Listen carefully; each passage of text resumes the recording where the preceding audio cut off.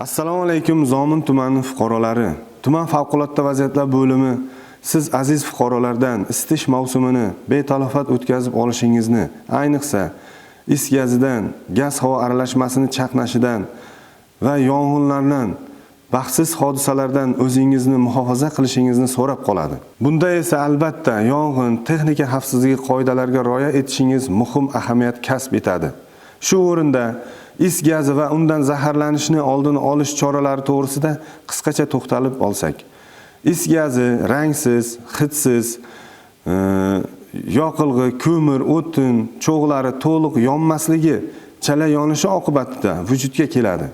Tahlillarga ko'ra, is gazidan zaharlanish holatlari aksariyati quyidagi sabablarga ko'ra yuzaga kelmoqda.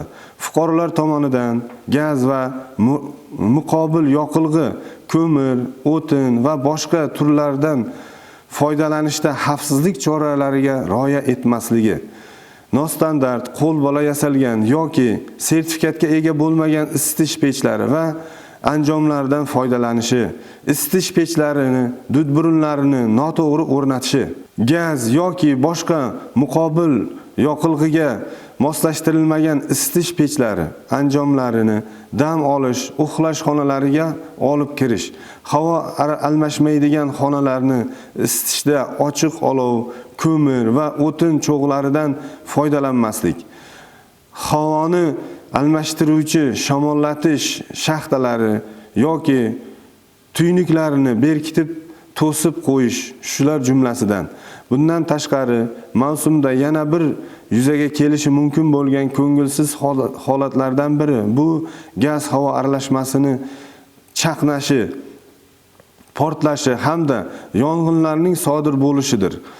Afsuski, bugungi kunda fuqarolarimiz tomonidan yong'in va texnika xavfsizligi qoidalariga amal qilmaslik oqibatida bunday holatlar tez-tez uchrab turibdi. O'z o'rnida aytib o'tish kerakki, ayni qish mavsumi o'rtacha har 3 ta sodir bo'lgan yong'inning bittasi isitish moslamalaridan. Isitish moslamalaridan noto'g'ri foydalanishi yoki nostandart isitish moslamalarini ishlatilishidan kelib chiqqan bo'lib, ayanchli oqibatlarga olib kelgan. Mavsumni betalofat o'tkazish maqsadida sizlardan kuz-qish mavsumida sodir bo'lishi mumkin bo'lgan yong'in, gaz va havo aralashmasini chaqnashi hamda is gazidan zaharlanishni oldini olish maqsadida quyidagilarga rioya qilishingizni so'rab o'tamiz. Tashqi himoya qobiqlari shikastlangan elektr sim va kabellardan foydalanmang.